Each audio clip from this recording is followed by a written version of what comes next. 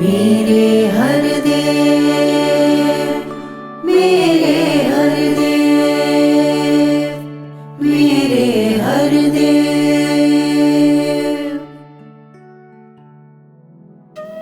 भाग 9। हर दिल में हर देव। जो मिला एक बार तुझसे बस तेरा ही हो गया। तेरे रहमो करम से पत्थर दिल भी पिघल गया।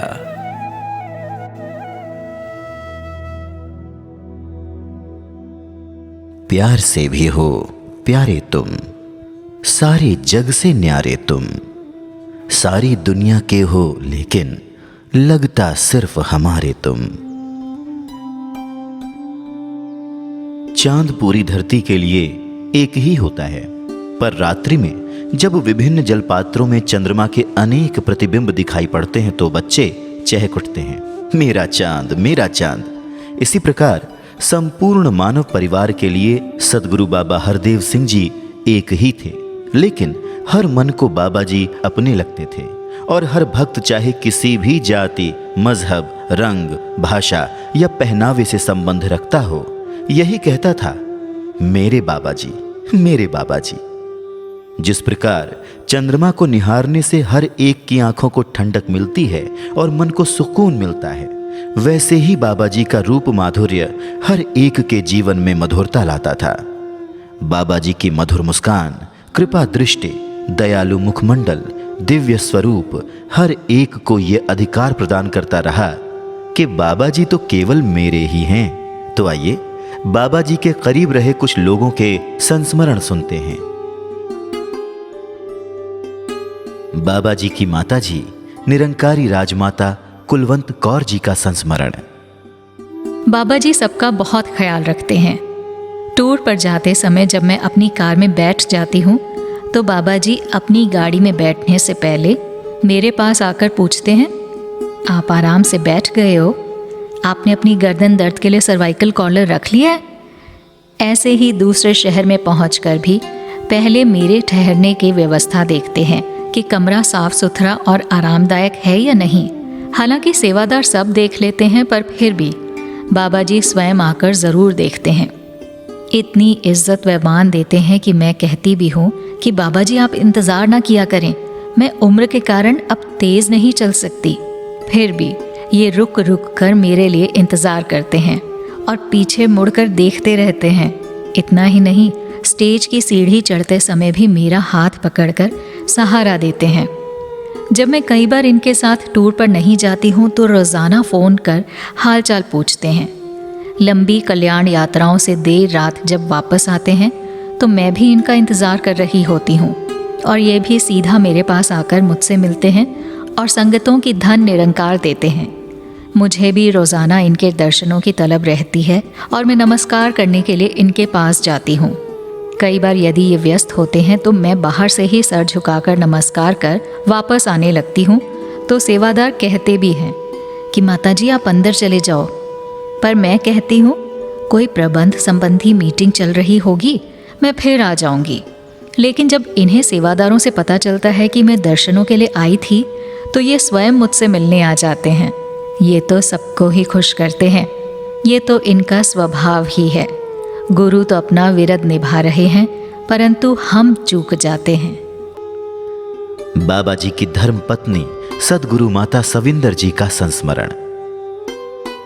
वैसे तो सद्गुरु बाबा जी के साथ बिताया हुआ हर लम्हा पूरी जिंदगी है, पर मैं आज बाबा जी के साथ बिताए हुए अपनी जिंदगी के कुछ लम्हे साझा करना चाहूँगी।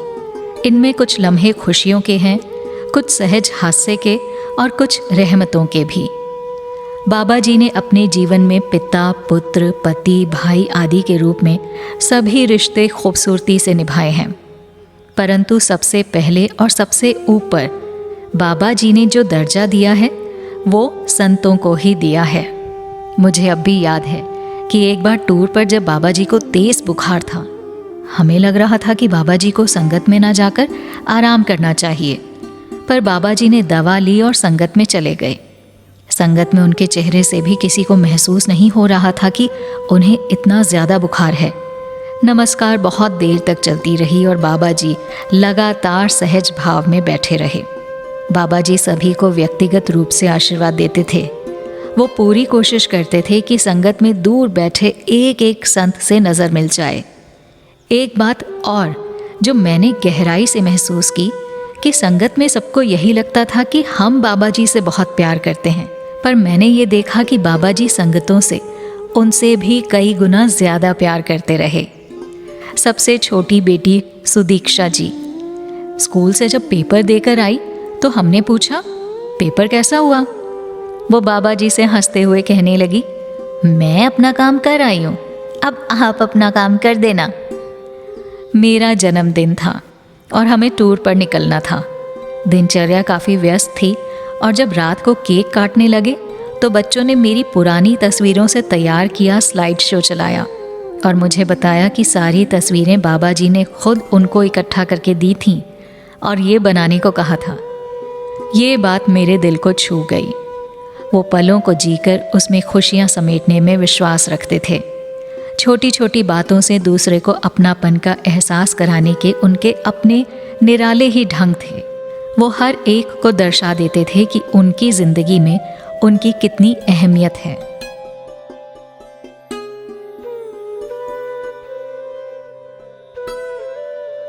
बाबा जी की बड़ी बहन निरंजन जी का संस्मरण। बाबा जी दूसरों की दुख तकलीफ में सबसे पहले खड़े होते थे।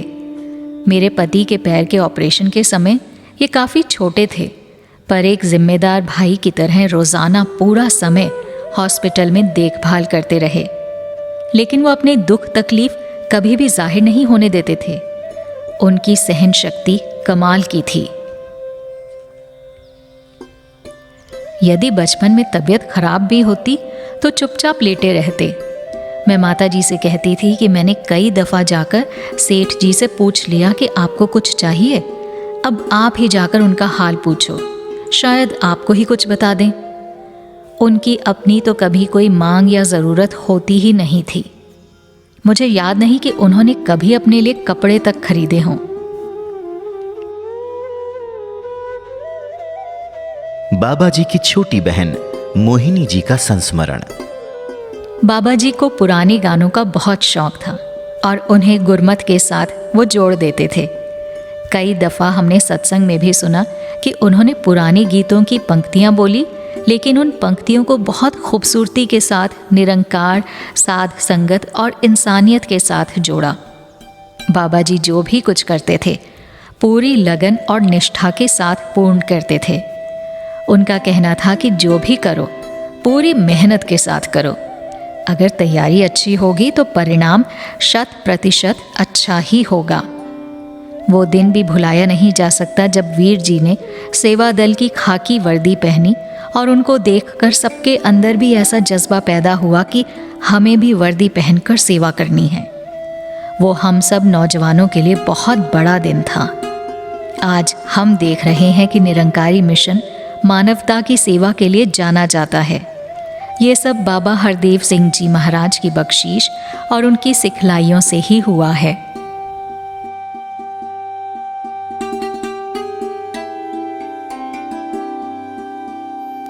बाबा जी की छोटी बहन जगजीत जी का संस्मरण।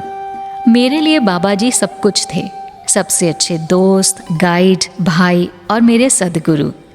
बाबा हरदेव सिंह जी से अच्छा व सच्चा मुझे कोई मित्र मिला ही नहीं। कहीं भी जाना होता तो वो हमारा बहुत ध्यान रखते थे।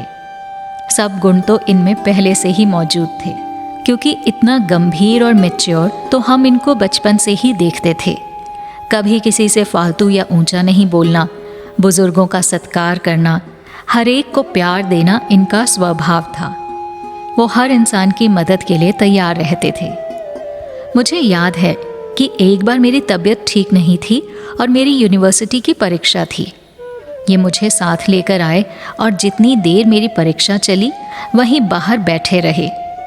इतना ही नहीं, मेरे हर इम्तिहान में ये साथ जाते और मैं जितनी देर परीक्षा देती ये बाहर बैठे रहते। ये व्यथा सुनते थे एक इंसान की तरह और ठीक करते थे सदगुरु की तरह। मेरा जीवन तो ऐसी अनेक घटनाओं से भरा पड़ा है जहां इन्होंने ही मुझे बचाया। ये हमेशा मेरी सोच को सकारात्मकता की ओर मोड़ते रहे।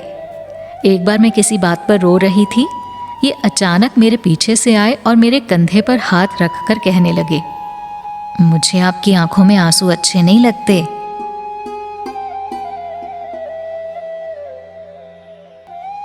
बाबा जी की छोटी बहन बिंदिया जी का संस्मरण। जयपुर में राजस्थान का प्रांतीय समागम करके मैं और मेरे बच्चे बाबा जी व अन्य संतों के साथ वहां पहाड़ी पर स्थित किला देखने जा रहे थे। हमारी गाड़ी पीछे रह जाने की वजह से हम रास्ता भटक कर गलत पहाड़ी पर चढ़ गए। इतना ही नहीं, कुछ दूर जाकर बीच रास्ते में हमारी गाड़ी खराब हो गई। हमने बाबा जी के साथ यात्रा कर रहे अन्य संतों को फ़ोन किया कि हमारी मदद के लिए किसी को भेज दें। कुछ समय बाद हमने ऊपर पहाड़ी से देखा कि एक गाड़ी और एक जीप हमारी तरफ आ रही थी। जब गाड़ी नज़दीक पहुंची तो हमारे आश्चर्य का ठिकाना ही नहीं रहा, क्योंकि बाबा जी स्वयं हमें लेने आए थे। मुझे जहां घबराहट हो रही थी वहीं बड़ी शर्म भी आ रही थी और दरवाज़ा खोलते ही मेरे मुख से निकला, हुजूर आप जी क्यों आए, किसी और को भेज देते जी। उन्होंने मेरी इस बात पर ध्यान ना देते हुए स्थिति को सामान्य करते हुए मुस्कुराकर अपनी गाड़ी से पानी निकालकर हमें दिया और कहने लगे, प्यास लग रही होगी, बहुत देर से खड़े हो, पहले पानी पियो। फिर उन्होंने चने और बिस्किट निकालकर खाने के लिए दिए। जब तक गाड़ी ठीक ना हुई वहीं खड़े रहे और हमें साथ लेकर ही गए। मैं मन ही मन सोचती रही कि इनको क्या कहूँ, एक भाई की अपनी बहन के प्रति जिम्मेदारी या सद्गुरु का अपने शिष्य के प्रति प्रेम। अंतर मन से यही उत्तर मिला कि गुरु का रिश्ता ही सबसे उत्तम रिश्ता है, जिसमें सब रिश्ते समाये हुए हैं। बाबा जी एक एक महापुरुष का दिल से बहुत सत्कार करते थे। मेरी बिटिया विदेश से अपनी पढ़ाई समाप्त करके भारत वापस आ रही थी। बाबा जी उन दिनों इंग्लैंड में ही थे। जब वो बाबा जी से मिली तब उसने बताया कि हुजूर मेरी पढ़ाई समाप्त हो गई है और मैं वापस भारत जा रही हूँ। मैंने यहाँ का सारा सामान महापुरुषों को बांट दिया है। बाबा जी ने तुरंत बिटिया के शब्दों को सही करते हुए कहा, अच्छा, महापुरुषों ने सामान संभाल लिया। बच्ची को लगा कि शायद मेरे शब्दों का प्रयोग ठीक नहीं था, पर दूसरे ही पल उसे एहसास हुआ कि बाबा जी मुझे सिखाना चाह रहे हैं कि महापुरुषों को किसी चीज़ की कमी नहीं होती, वो तो दाता होते हैं। महापुरुष यदि कुछ स्वीकार करते हैं तो उसमें हमारा ही कोई ना कोई भला छिपा होता है। आपकी हर बात, हर अंदाज सही दिशा की ओर मोड़ने वाला तथा संतों महात्माओं को जीवन में प्राथमिकता देने वाला था। बाबा जी की बड़ी सुपुत्री समता जी का संस्मरण। बाबा जी के घर जन्म होना मेरी बहुत खुशनसीबी थी। उनसे ज़्यादा विनम्र, मृदुभाषी, प्रेम करने वाला और अद्भुत शायद ही इस दुनिया में कोई होगा। मुझे याद है जब मेरा मसूरी हॉस्टल में प्रवेश हुआ तब बाबा जी कल्याण यात्रा पर कुल्लू मनाली में थे। राजमाता जी मुझे मसूरी छोड़ने गए। मैंने राजमाता जी से कहा कि यहाँ मुझसे नहीं रहा जाएगा। राजमाता जी ने बाबा जी से बात की। बाबा जी माता जी मुझसे मिलने रातों रात यात्रा करके मसूरी आए और आशीर्वाद दिया और प्यार से समझाया कि यहीं रहकर पढ़ाई करनी है और अच्छे अंक लाने हैं। उसके बाद मैं शांत और स्थिर हो गई। सद्गुरु वास्तव में हर रिश्ते में पूर्ण होता है। बाबा जी राजमाता जी के एक फ़ोन पर सब कुछ छोड़कर घंटों यात्रा करके मसूरी पहुँचे, जहाँ एक माँ की बात को भी सबसे ऊपर मानकर सम्मान दिया, वहीं बेटी के लिए एक पिता का रिश्ता भी निभाया। बाबा जी कई बार मुझसे मिलने हॉस्टल आए। मेरे सहपाठियों और मेरे अध्यापकों से भी मिले। सभी के ऊपर उनका इतना प्रभाव पड़ा कि हॉस्टल छोड़ते समय मेरी कक्षा के सभी विद्यार्थियों ने मुझसे कहा, कृपया बाबा जी से कहिए कि हम सब उनकी फ़ोटो याद के रूप में ले जाना चाहते हैं। बाबा जी इतने दयालु थे कि उन्होंने अत्यधिक व्यवस्था के बावजूद मेरी विनती पर कक्षा के सभी विद्यार्थियों के लिए अपनी फ़ोटो पर अपने हस्ताक्षर करके दिए। बाबा जी के इतने उपकार हैं कि समझ ही नहीं आता कि कहाँ से शुरू करूं। बाबा जी टूर पर थे, वहाँ से मुझे फ़ोन आया। हालचाल पूछने के बाद बाबा जी ने कहा कि बच्चों यानी हार्दिक और संप्रीति से बात कराओ। मैंने बताया कि वो गर्म पानी के टब में नहा रहे हैं, मैं फ़ोन उनके पास ही ले जाती हूँ। उन्होंने मुझसे पूछा कितनी देर हो गई बच्चों को नहाते हुए। मैंने कहा लगभग 1 घंटा हो गया। बाबा जी ने कहा अब उनको टब से निकाल दो। मैंने बच्चों को आवाज़ दी और वो टब से बाहर आकर कुछ कदम ही आगे बढ़े थे कि अचानक उस टब के नीचे से किसी तार में शॉर्ट सर्किट होने से आग की बड़ी लपटें निकलने लगी। अभी मैं फ़ोन पर ही थी और मैं वहीं रोने लग गई और बस बाबा जी को बार बार धन्यवाद देने लगी। बाबा जी ने हम बच्चों से कभी ऊंची आवाज़ में बात नहीं की। जो वे साथ संगत के सामने स्टेज से फरमाते थे वो घर पर भी ठीक वैसे ही थे। कभी हमसे कुछ गलती भी हो जाती तो बड़े प्यार से धैर्य के साथ समझाते थे। वो जितने प्यार व सम्मान से संगत से बात करते थे वैसे ही बच्चों से बात करते थे। उन्होंने सिर्फ अपने बच्चों को ही नहीं बल्कि सभी बच्चों को दिल से प्यार दिया। एक बार मुझे याद है कि मेरा बेटा हार्दिक बहुत छोटा था और मैं उससे कुछ गुस्से में बात कर रही थी तो बाबा जी मेरे पीछे से आए और धीरे से कंधे पर हाथ रखकर मुझसे बोले, बेटे ऐसे डांट कर बच्चों से बात नहीं करनी, बच्चों को बहुत प्यार से संभालना और समझाना होता है। मुझे इतनी शर्म आई कि अगर बाबा जी ने कभी हमसे इस तरह बात नहीं की तो हम कैसे अपने बच्चों से गुस्से से बात कर सकते हैं। अब तो यही अरदास है कि बाबा जी ने जो प्यार व अदब हमें सिखाया हम उसे सब में बांट पाएं।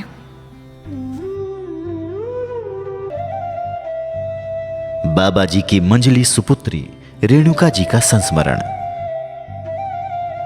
देर रात में 8 ग्रुप से सेवा करके निकली और सोचा कि कल जन्मदिन है तो मैं बाबा जी को नमस्कार कर लूं।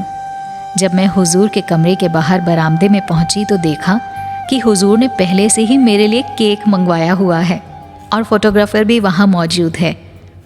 उन्होंने रात के 12 बजे मेरे साथ केक काटकर आशीर्वाद के रूप में जो खुशी मुझे दी वो मेरे जन्मदिन का सबसे बड़ा तोहफा था। मेरी आंखें भर आई कि इतने व्यस्त होने पर भी हुजूर ने मेरे जन्मदिन पर मुझे इतने खूबसूरत लम्हे दिए। जहां मेरी जहांगीर आर्ट गैलरी मुंबई में फ़ोटो प्रदर्शनी लगी तब दर्शकों व अतिथियों ने बाबा जी के सम्मुख मेरे काम की सराहना करते हुए कहा, ऐसा नहीं लगता कि इन्होंने फोटोग्राफी सीखी है, वो तो मानो इनके अंदर से ही बहती है। तो हुजूर ने धीरे से कहा, हाँ मुझे भी फोटोग्राफी का बचपन से ही बहुत शौक था, ये कला इसकी रगों में ही है। बाबा जी खुद बेहतरीन फोटोग्राफर थे। मैंने आज तक किसी फोटोग्राफर में वो गहराई नहीं देखी। जब हमने बाबा जी की श्रद्धांजलि के उपलक्ष्य पर उनके चित्रों की प्रदर्शनी लगाई तब उनकी प्रशंसा में लोगों ने कहा, हमने बहुत चित्र प्रदर्शनियां देखी हैं पर इनमें कुछ निरालापन है, इनमें वाइब्स ही कुछ और हैं, क्योंकि आपकी प्रदर्शनी के विषय यानी बाबा हरदेव सिंह जी का जो ऑरा, जो आभा मंडल का फैलाव है वो किसी फिल्म या कैमरे में कैद नहीं हो सकता। उनका जीवन सफ़र रूहानी प्रेम का सफ़र था। उनका प्यार दुनिया के हर प्यार से ऊंचा था। बाबा जी की छोटी सुपुत्री और वर्तमान सदगुरु सुदीक्षा जी का संस्मरण। बाबा जी की खेलों में रुचि देखकर ही मेरा झुकाव खेलों की तरफ हुआ। मुझे सारे खेल स्वयं बाबा जी ने ही सिखाए हैं। वो हर खेल को भक्ति और गुरुमत की सिखलाई से जोड़ देते हैं। बाबा जी और माता सविंदर जी ने हमेशा यही सिखाया और बताया कि हम बेशक गुरु परिवार का हिस्सा हैं, पर हमारा असल परिवार साध संगत है। इसी साध संगत की सेवा और सम्मान करते हुए अपनी भक्ति को निभाने की अपने जीवन से बाबा जी प्रेरणा देते रहे। बाबा जी आशा करते थे कि हम अपने रिश्ते और रुतबे को लेकर अभिमान वाली भावना मन में ना लाएं। एक बार मैंने पूछा कि इतनी तादाद में संगत होती है, यदि किसी के मन में कोई दुख तकलीफ का भाव है जो आंसू रूप में दिखाई दे रहा है तो आप उनका भाव किस तरह सुनते हैं और फिर उनका हल कैसे होता है। तो बाबा जी ने एक ही बात कही, कि सबके दुख तकलीफ़ों के लिए दास सुमिरन रूप में इस निरंकार से एक अरदास कर देता है कि दाता सबको एक सहज अवस्था में रखे। हर कदम पर जब उनको नज़दीक से देखा तो दासी को यही व्यक्तिगत अनुभव हुआ कि बाबा जी ने हमसे सिर्फ यही चाहा कि जब इस निरंकार का आधार लेंगे तभी हम अपने जीवन में ऐसे कर्म कर सकेंगे जिनको करके हमें खुद को भी अच्छा लगेगा और समाज एवं संसार सबके लिए वो कर्म अच्छे ही रहेंगे। सद्गुरु बाबा जी को हमेशा यही पसंद आता था कि हम प्यार के पुल बनकर एक दूसरे के मन तक पहुँचे, किसी के साथ कड़वा ना बोलें। हम बाबा जी का उपकार तो कभी नहीं चुका सकते, पर अपने कर्म रूप में एक सच्चे इंसान बनकर समर्पण भाव से उन्होंने जो जब भी अपने विचार रूप में कहा या कर्मों में हमने देखा उसको हम अपने जीवन में उतार लें तो यही हमारा सबसे बड़ा समर्पण होगा। बाबा जी के नाती हार्दिक का संस्मरण। मैं बहुत भाग्यशाली हूँ जो मुझे बाबा जी का प्यार पाने का अवसर मिला। अगर कुछ गलती हो जाती थी तो बाबा जी बहुत प्यार से समझाते थे। बाबा जी संगत, सेवा और सुमिरन की भी महत्ता बहुत बार बताते थे। बाबा जी कहते थे कि सेवा करने के लिए शरीर का ठीक रहना बहुत ज़रूरी है। बाबा जी खेलों के लिए भी बहुत जोर देते थे। बाबा जी मुझे हमेशा बेटा जी कहकर बुलाते थे। बाबा जी की नातिन संप्रीति का संस्मरण। मुझे बाबा जी बहुत प्यार करते थे और मुझे बाबा जी की मुस्कान और प्यार से बिटिया रानी कहना बहुत अच्छा लगता था। जब मैं गीत सुनाती थी या डांस करती थी तो बाबा जी बहुत खुश होते थे। दूसरों का सम्मान करना, सभी से अच्छे से बात करना और किसी से भी ऊंची आवाज़ में ना बोलना, ये सब बाबा जी सिखाया करते थे।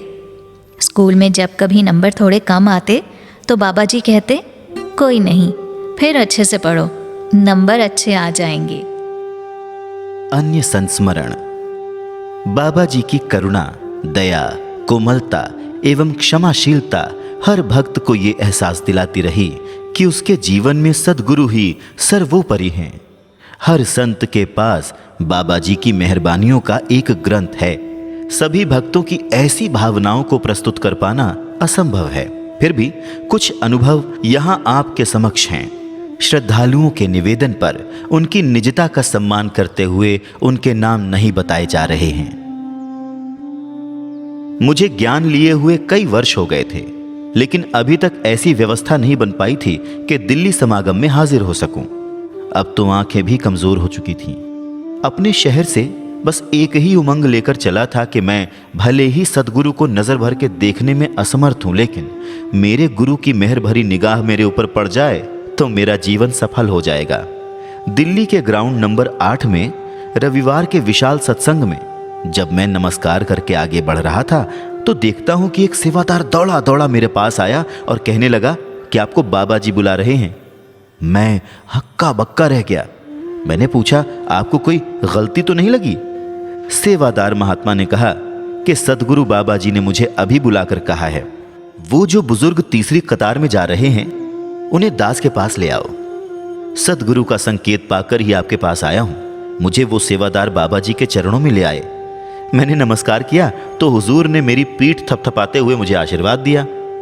ये बात मेरी समझ से परे थी कि मेरे मन की बात उन तक कैसे पहुंची। मैं बहुत प्रसन्न हूं।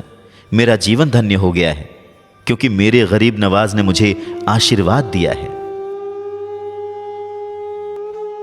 एक बार मेरे कंधे में बहुत दर्द होने की वजह से डॉक्टरों ने कंधा बदलवाने की सलाह दी।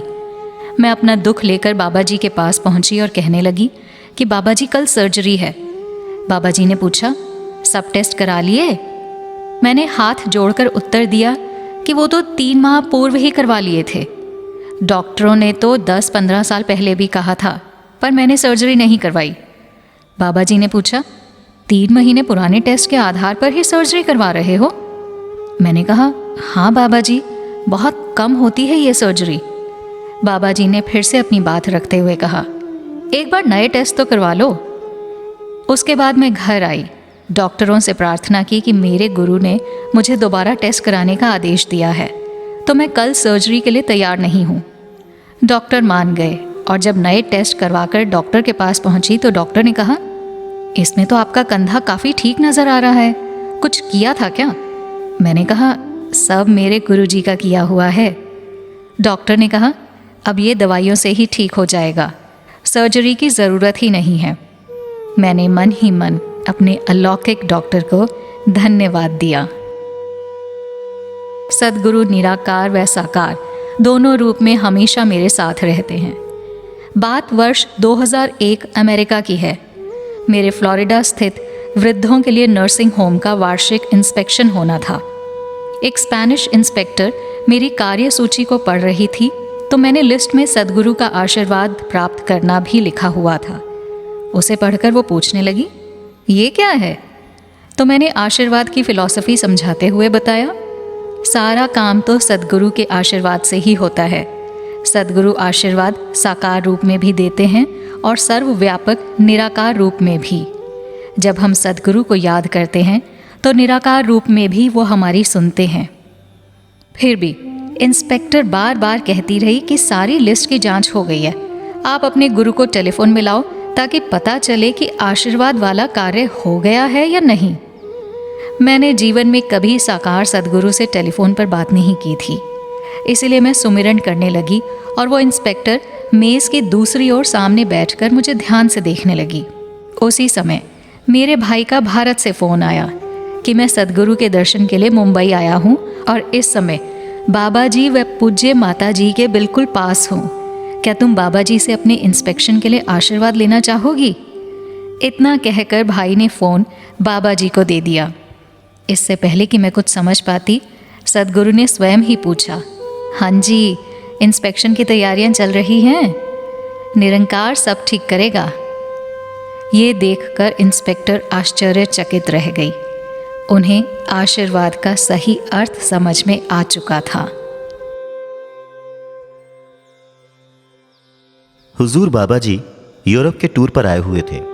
इंग्लैंड से हम सेवा दल के कुछ नौजवान अपनी गाड़ियां लेकर सेवा में उनके साथ थे। चलते चलते दोपहर के समय भूख लगी तो कुछ खाने के लिए हम पेट्रोल पंप पर स्थित रेस्टोरेंट पर रुके। बाबा जी कुछ संतों के साथ एक टेबल पर बैठ गए। हमें गाड़ी पार्क करने में समय लगा और थोड़ा लेट आने से हम उनसे बस कुछ दूर वाली टेबल पर बैठ गए। हमने देखा कि हुजूर के सामने खाना आ चुका था। हमने भी अपना खाना ऑर्डर किया हुआ था। दास देख रहा था कि बाबा जी साथ बैठे संतों से बात कर रहे थे। थोड़ी थोड़ी देर में हमारी तरफ पीछे मुड़कर देखते और मुस्कुराते, फिर अपनी बात करने लग जाते। कुछ देर पश्चात हमारी टेबल पर भी भोजन परोसा गया। बाबा जी ने हमारी तरफ मुस्कुराकर देखा और फिर अपना खाना शुरू कर दिया। तब हमें एहसास हुआ कि बाबा जी हमारा भोजन टेबल पर आने का इंतजार कर रहे थे।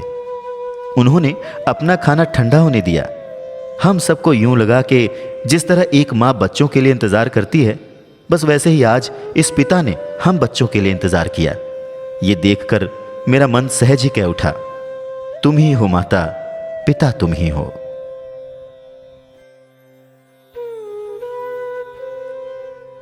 एक बार संत समागम की सेवाएं चल रही थी। त्रिवेणी स्टेज पर विराजमान थी। बाबा जी के साथ जो सेवादार खड़े होते हैं वो मेरे पास आए और कहने लगे कि आपको बाबा जी याद कर रहे हैं। मैं हैरान रह गया। स्टेज के पास पहुंचा तो कोई सज्जन बाबा जी से बात करने लगे। राजमाता जी ने मुझे कहा, आप कुछ अस्वस्थ लग रहे हैं। बाबा जी का ध्यान आया है कि आप अपने कुछ टेस्ट करवा लीजिए। मैंने वो टेस्ट करवाए तो पता लगा कि ब्रेन ट्यूमर है और डॉक्टर ने कहा कि आप तो बस कुछ ही दिनों के मेहमान हैं। मैं घबराकर बाबा जी के पास आशीर्वाद लेने गया तो बाबा जी ने कहा, आपने बस दवाई लेनी है, ऑपरेशन नहीं कराना है। सेवा, सुमिरन, सत्संग करना है। मुझे तो आज भी विश्वास नहीं होता। इन्होंने कहकर स्वयं ही टेस्ट करवाए और आज तक अपने आप ही स्वस्थ रखा हुआ है।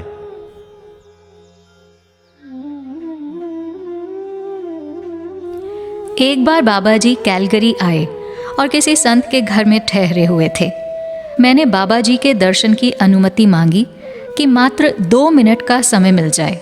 मैं चाहती थी कि बाबा जी मेरी पहाड़ों से घिरी वादियों वाली अधूरी पेंटिंग को अपने कर कमल से पूरा कर दें।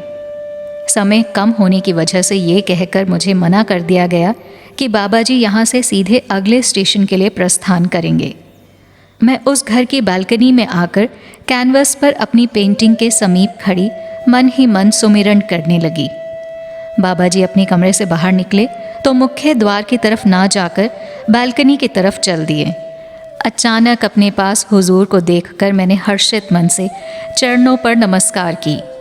बाबा जी ने आशीर्वाद दिया और मेरे हाथ से ब्रश लेकर सुंदर पहाड़ों के बीच में एक छोटे से घर को चित्रित कर दिया। साथ खड़े संतों में से एक संत आपके द्वारा चित्रित दृश्य को देखकर बोले, बाबा जी, आप जी हमें दर्शाना चाह रहे हैं ना कि जितनी सुंदरता इन वादियों में भरी है वैसी ही सुंदरता हमारे घरों और मनों में भी भर जाए। बाबा जी मुस्कुरा दिए। सद्गुरु की लीलाओं के पीछे वास्तव में क्या राज छिपे होते हैं, इसका पता तो भक्त को बाद में ही चलता है। मैं कुछ साल पहले मुंबई से सद्गुरु के दर्शन की भावना मन में लिए सपरिवार दिल्ली आई। जिस दिन मुंबई की वापसी थी उसी दिन सुबह 8 बजे मैंने बाबा जी के दर्शन के लिए प्रार्थना की। काफ़ी विलंब होने के बाद जब दर्शन हुए तो मैं रो पड़ी और विनती करने लगी, बाबा जी, हमसे कुछ गलती हुई है क्या? आपने हमें दर्शन देने के लिए इतना इंतज़ार करवाया।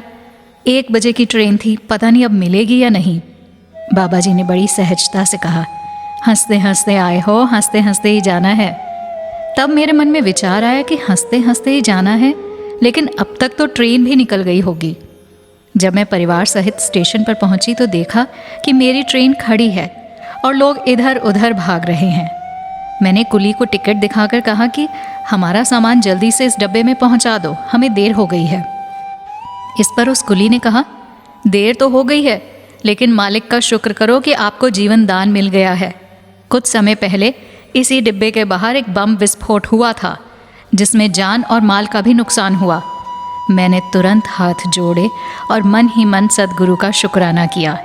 हालांकि बाबा जी ने हमेशा अपने भक्तों को प्रभु की रज़ा में रहने का ही संदेश दिया और ये भी समझाया कि अगर मन चाही हो तो अच्छा और ना हो तो भी अच्छा, क्योंकि उसी में ही आपका हित छिपा होता है। मन कह उठा, हर एक दिल को छूने वाले, समझ सका न कोई कभी भी, तेरे खेल निराले। एक बार बाबा जी उत्तराखंड में सत्संग समारोह में विराजमान थे। नमस्कार की लाइनों में श्रद्धालु दूर से दर्शन करके निहाल हो रहे थे। एक बहन ने एक कागज का टुकड़ा सेवादार महात्मा को पकड़ाया कि इसे बाबा जी के हाथों में दे दो। उस पर लिखा था, हुजूर मेरे घर चरण डालो। बहन ने अपना नाम तो नीचे लिख दिया, परंतु घर का पता वगैरह कुछ नहीं लिखा। गुरुदेव ने सहज ही उस बहन की चरण डालने की विनती स्वीकार कर ली और बहन खुशी में फूली नहीं समा रही थी। ऊबड़ खाबड़ रास्ते से होते हुए आप जब उसके घर पहुंचे तो उस बहन के नैनों से नीर की अविरल धारा बहने लगी। वो बहन नमस्कार करते हुए बस एक ही बात कहती जा रही थी, बाबा जी आपने मेरी लाज रख ली। साथ वाले संत ने उस बहन से कहा, बाबा जी घर आए हैं, आप आशीर्वाद मांगो, लाज तो हम सबकी ये कृपा निधान रखते ही हैं। संत की बात सुनकर वो बहन कहने लगी, आप नहीं जानते कि मैं ऐसा क्यों कह रही हूं। आज सुबह उठते ही एक ही धुन दासी के हृदय में थी कि क्या कभी बाबा जी हमारी कुटिया में भी आएंगे। मैंने अपनी बात अपने पति देव के सामने रखी थी तो वो हंसते हुए कहने लगे थे कि लाखों की आपकी संगत आज गुरु के दर्शन करने के लिए आएगी और अनेक बड़े बड़े लोगों ने उन्हें घर बुलाया होगा, कहाँ वो और कहाँ हम। पति देव की ये बात सुनकर बहन ने सहज ही कह दिया, आप नहीं जानते मेरे सद्गुरु को, मेरे सद्गुरु की दृष्टि में सभी समान हैं, सभी प्रिय हैं। ये सुनकर बहन के पति ने कहा, यदि आज तेरे गुरु इस घर में चरण डालते हैं तो मैं भी सदा के लिए इनका बन जाऊंगा। बहन ने बताया कि वो सुबह से एक ही प्रार्थना कर रही थी कि बाबा जी मेरी लाज आप ही रख सकते हो। सन 1987 में अमेरिका से अपनी पीएचडी की परीक्षा देने के लिए मैं भारत आया। मैंने दिल्ली आकर बाबा जी को नमस्कार किया और अपने आने का कारण बताया। बाबा जी का ध्यान था कि मैं उनके साथ 1 सितंबर से होने वाले उनके टूर का हिस्सा बनूं। मैं नमस्कार करके चंडीगढ़ चला गया और सोचा कि 31 अगस्त को दिल्ली वापस आ जाऊंगा, पर मेरे इंटरव्यू की तिथि अचानक 12 सितंबर आ गई। मैं माफी मांगने के लिए चंडीगढ़ से दिल्ली आया। हुजूर ने मुझे देखते ही स्वयं ही इंटरव्यू की तिथि के बारे में पूछा और कहा, फिर तो आप हमारे साथ नहीं चल पाएंगे। मैंने क्षमा मांगी और मन ही मन मुझे राहत सी महसूस हुई कि मुझे अपने मुख से हुजूर को मना नहीं करना पड़ा। बाबा जी ने आगे प्रश्न किया, तो तैयारी हो गई? मैंने कहा, नहीं जी। बाबा जी ने पूछा, कितने दिन की तैयारी बाकी है? मैं कहने ही वाला था कि मुझे 2-3 हफ्ते तो चाहिए, पर दिन तो केवल 11 ही बचे हैं। लेकिन अकस्मात ही निरंकार ने मेरे मुख से कहलवाया, हुजूर, आप जी ने ही तैयारी करनी है, आप जी ने ही परीक्षा लेनी है और आप जी ने ही परीक्षा देनी है। ये सुनकर हुजूर हंस पड़े और मेरी पीठ थपथपाते हुए कहने लगे, अच्छा फिर चलो हमारे साथ टूर पर। बिना कुछ सोचे मैंने कहा, सत वचन हुजूर। मैं जो एक जोड़ी कपड़े साथ लाया था, उन्हीं के साथ बाबा जी के संग अगले दिन टूर पर निकल गया। अगले कुछ दिन मेरे लिए पूर्ण आनंद के थे। बाबा जी ने अपनी गाड़ी में साथ बैठाया। मैं अपनी थीसिस, इंटरव्यू आदि सब कुछ भूल गया और उनकी नजदीकियत के आनंद में ही खो गया। पहाड़ी क्षेत्र होने के कारण वहां ठंड बहुत अधिक थी। माता जी ने देखा कि मेरे पास गर्म कपड़े नहीं हैं, तो वो मेरे लिए स्वेटर व शॉल खरीद कर ले आए। ये बात मेरे दिल को छू गई कि एक माँ की तरह उन्होंने बिना कहे मेरा ध्यान रखा। 10 सितंबर की सुबह मैं बाबा जी के कमरे के बाहर खड़ा था। माता जी ने मुझे देखकर अंदर बुलाया। मैंने देखा कि बाबा जी अपनी छोटी बेटी सुदीक्षा जी के साथ खेल रहे हैं और हुजूर की मुस्कुराहट से उनका मुख चमक रहा है। मैं सदगुरु को ऐसे देखकर सोचने लगा कि वाकई में आप हर रिश्ते में पूर्ण हैं। बाबा जी ने मुझे देखते ही अपनी घड़ी की ओर देखा एवं माता जी से कहा कि आज इन्हें वापस भेज दें, क्योंकि परसों इनकी पीएचडी की परीक्षा है। माता जी ने हैरानगी से मेरी तरफ देखा और जल्दी से मेरे चंडीगढ़ पहुंचने का इंतजाम करवाया। सदगुरु के आशीर्वाद से मुझे परीक्षा में भी सफलता मिली। हुजूर के साथ बिताए हुए मेरी जिंदगी के वो लम्हे अत्यंत मधुर और अविस्मरणीय हैं। निरंकार का शुक्र है कि जिसने हुजूर के सम्मुख मेरे मुख से ये वचन निकलवाए कि आप ही सब कुछ करने वाले हो। मुझे एक गीतकार के रूप में बाबा जी के साथ विदेश जाने का मौका मिला। वहां एक दिन कई महापुरुष बाबा जी के साथ पर्यटन स्थल पर भ्रमण कर रहे थे। अपने दयालु स्वभाव के कारण बाबा जी ने वहां के संतों को भी साथ चलने की इजाजत दे दी। रास्ते में चलते हुए कई महापुरुष अपने फोन द्वारा अपने सगे संबंधियों से बाबा जी की बात करवाने लग गए। ये सब देखकर मेरे मन में विचार आया कि जो हुजूर के साथ रहने का आनंद है, उससे तो ये वंचित हो गए हैं। इतना ही नहीं, सबने बारी बारी बाबा जी से अपनी घरेलू परेशानियों का जिक्र करना भी शुरू कर दिया। ये सभी बातें सुनकर हुजूर के गुलाब की तरह खिले हुए मुख पर उदासी के चिन्ह प्रकट होने शुरू हो गए। जब ये सारी प्रक्रिया चल ही रही थी तो अचानक हुजूर ने दास को अपने पास आने का इशारा किया और धीरे से कहा कि आप सभी संतों से प्रार्थना करो कि जो भी बात कहनी है उसके लिए कल सबको पूरा पूरा समय दिया जाएगा और वो अब केवल कुदरत के नज़ारों का आनंद प्राप्त करें। दास ने आदेशानुसार वैसा ही किया, किंतु महापुरुष प्रेमवश रुके नहीं, इसीलिए दास का मन खिन्न हो उठा। आखिर जब हम दूसरी जगह जाने लगे तो एक जगह बाबा जी को अकेले देखकर दास ने उचित मौका पाकर हुजूर के चरणों में बैठकर अपने मन की व्यथा कह डाली। दास ने कहा कि हुजूर, जब आप हमारे साथ मौजूद हैं तो फिर हम क्यों आपसे भक्ति मांगने के बजाय दुनियावी वस्तुएं मांगे जा रहे हैं? हमें ऐसा नहीं करना चाहिए, हमें आपसे भक्ति मांगनी चाहिए। ये हुजूर से पूछकर दास मन ही मन यही सोच रहा था कि हुजूर मेरी बातों से सहमत होंगे, लेकिन हुजूर का उत्तर पाकर मैं सन्न रह गया, क्योंकि हुजूर ने मेरे प्रश्नों को सुनकर कुछ पल मौन रहते हुए फरमाया, हाँ, आपकी बात तो ठीक है कि हमें भक्ति ही मांगनी चाहिए, लेकिन मेरे पास जो कोई भी आस लेकर आता है उसे मैं निराश नहीं कर सकता। ऐसा उत्तर पाकर दास को एहसास हुआ कि हुजूर कितने विशाल हैं, कितने दयालु हैं और साथ ही साथ अपरोक्ष रूप से ये भी बता गए कि मैं समर्थ हूं, वो सब कुछ दे सकता हूं, लेकिन ये तो मांगने वाले पर निर्भर करता है कि वो क्या मांग रहा है।